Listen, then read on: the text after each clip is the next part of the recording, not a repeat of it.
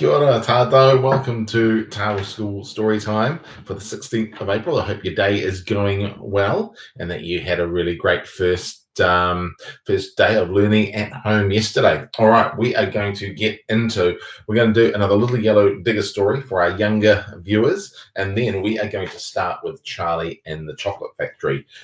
This is quite a big book, so hopefully we can be able to get through it. All right, so Little Yellow Digger. Now, I know that many of you will have seen the rap that I did on the original Yellow Digger story.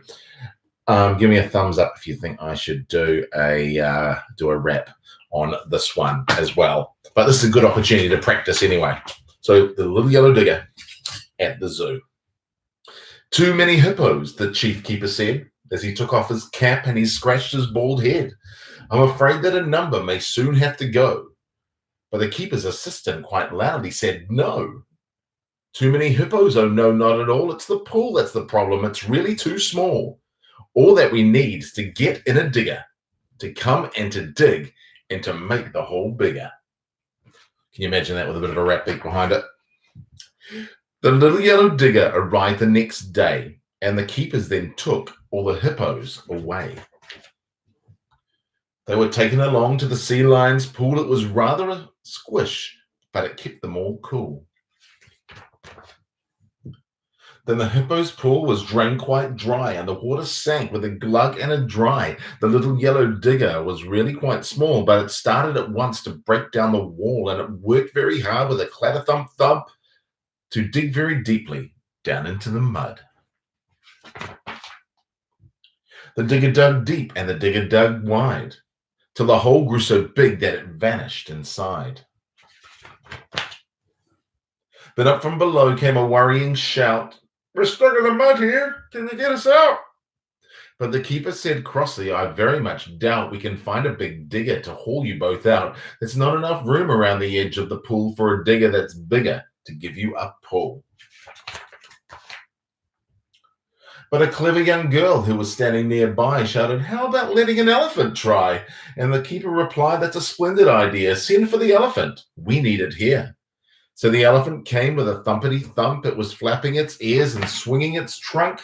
Then they harnessed it up and they threw a rope down to the driver, who caught it and wound it around. He made loops and some knots, and he pulled very tight. That's done it, he shouted. We'll soon be all right.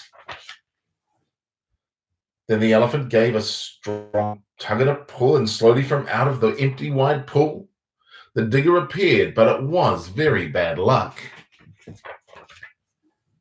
It slipped over sideways and ended up stuck. The keeper's assistant said, leave it to me. We'll fix up a pulley by using that tree.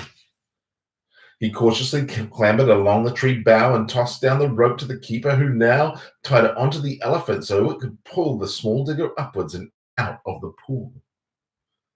Could that be the answer? Oh, no, not at all. The digger was swinging. It seemed it would fall. It was swaying and dangling high up in the air. It's no good, they all cried. It just can't be left there. We need a strong animal on the far side to pull it right over, the crosskeeper cried. But with no other elephant left in the shed, well, bring out a camel, the clever girl said. So they brought out the camel, which was wrinkled its nose as it snuffled and snorted and dug in its toes. But in spite of the fact that its temper was short, it was tied with a rope that was made quite taut. Now pull, yelled the keeper. He shouted, heave ho! And the camel was gently persuaded to go. It tugged on the rope, but the digger still hung over the hole where it teetered and swung.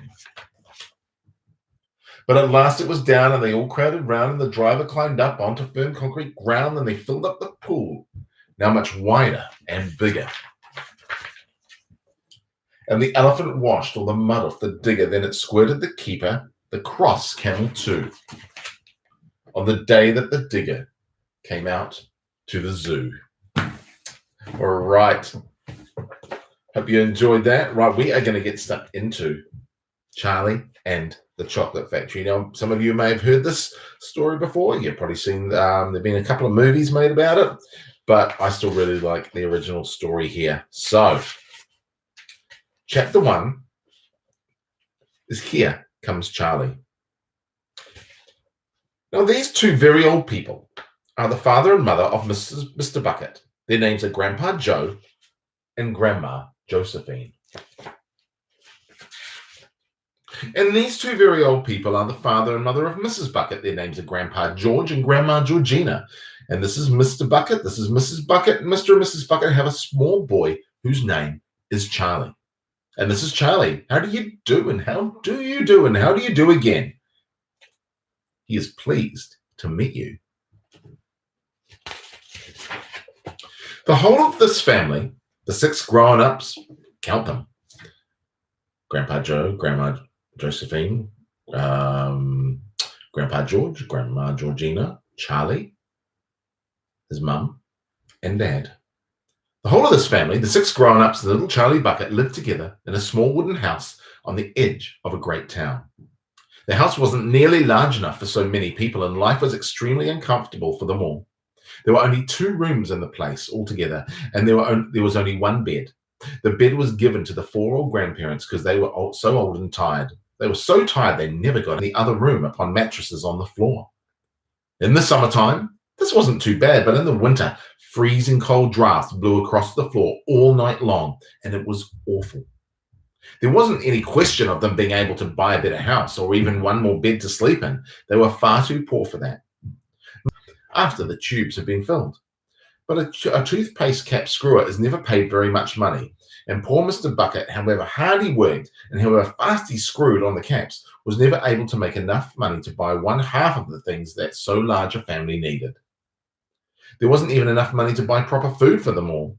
The only meals they could afford were bread and margarine for breakfast, boiled potatoes and cabbage for lunch, and cabbage soup for supper. Sundays were a little better. They all looked forward to Sundays because then, although they had exactly the same thing, everyone was allowed a second helping.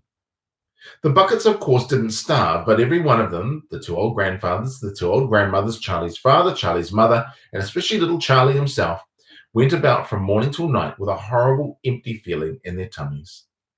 Charlie felt it worst of all, and although his father and mother often went without their own share of lunch or supper so they could give it to him, it still wasn't nearly enough for a growing boy.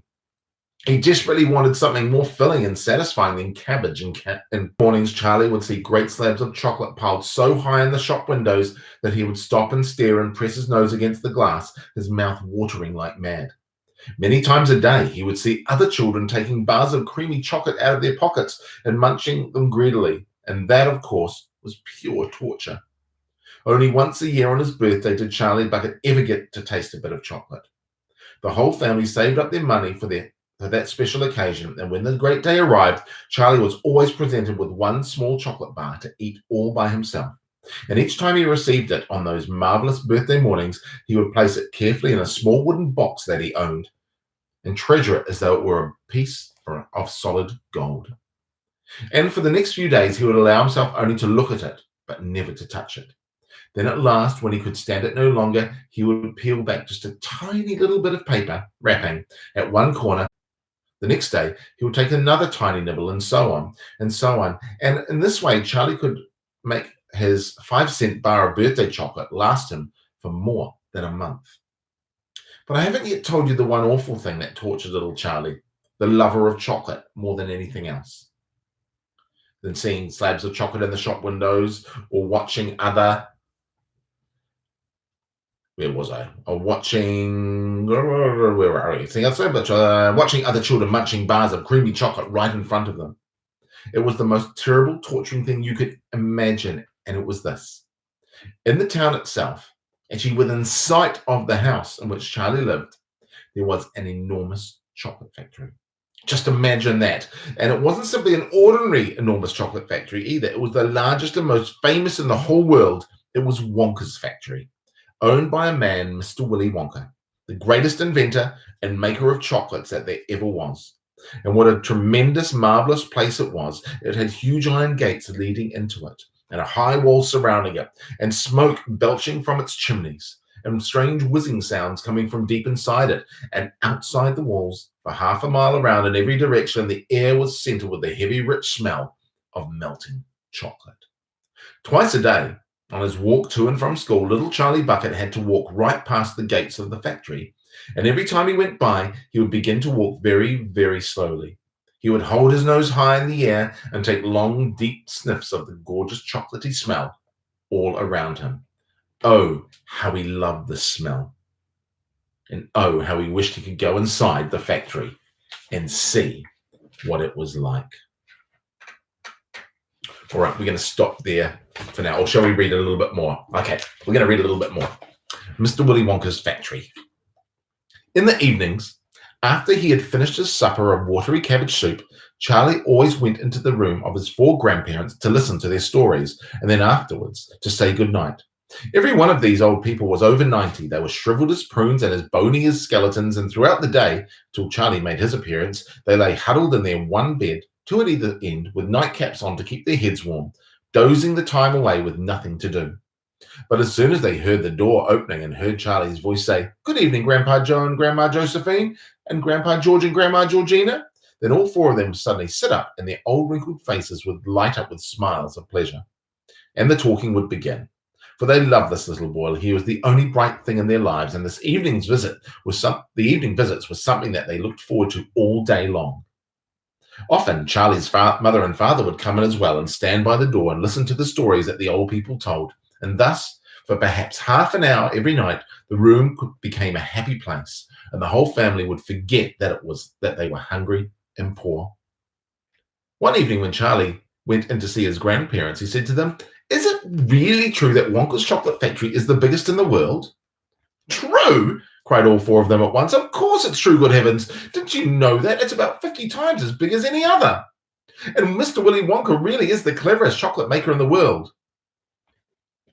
"My dear boy," said Grandpa Joe, raising himself up a little higher on his pillow, "Mr. Willy Wonka is the most amazing and most fantastic, the most extraordinary chocolate maker in the world has ever seen.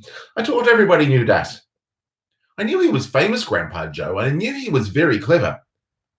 "Clever!" cried the old man. "He's more than that. He's a magician with chocolate. He can make anything he wants. Isn't that fact, my dears?" The other 3 old people nodded their heads slowly up and down. "Absolutely true, just as true as can be." And Grandpa Joe said, "You mean to say I've never told you about Mr. Willy Wonka and his factory?" "Never," answered little Charlie. "Good heavens above, I don't know what's the matter with me." "Will you tell me now, Grandpa Joe, please?"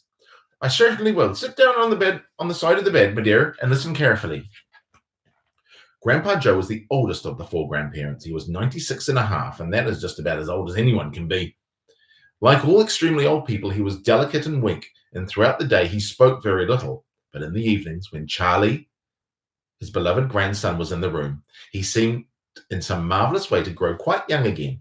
All his tiredness fell away from him, and he became as eager and excited as a young boy.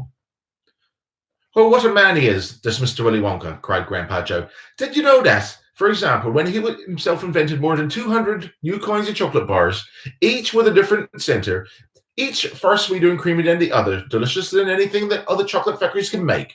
"Perfectly true," cried Grandma Josephine. "And he sends them all to all—" "Oh, dear me, no, he has some really fantastic inventions up his sleeve. Mr. Willy Wonka has. Did you know that he's invented a way of making chocolate ice cream so that it stays cold for hours and hours without being in the refrigerator?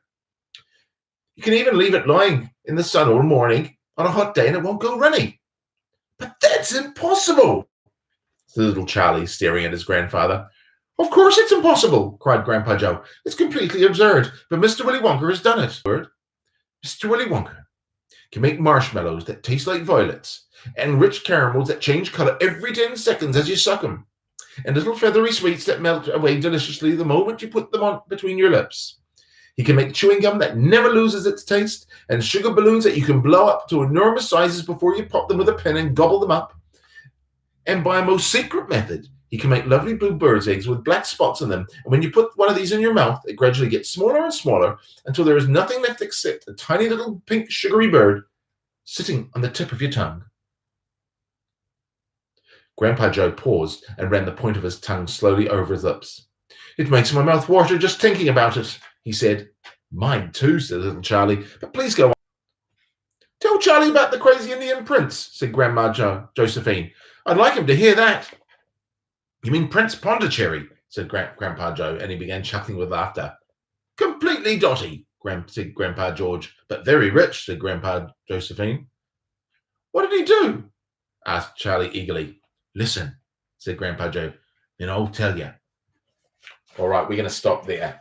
Chapter 3 is Mr. Wonka and the Indian Prince. So we're going to continue with that tomorrow. Hope you guys are all well. Look after yourselves. Have a great day of learning. Get outside, go for a run around, and we will see you all tomorrow. Ka kite anō.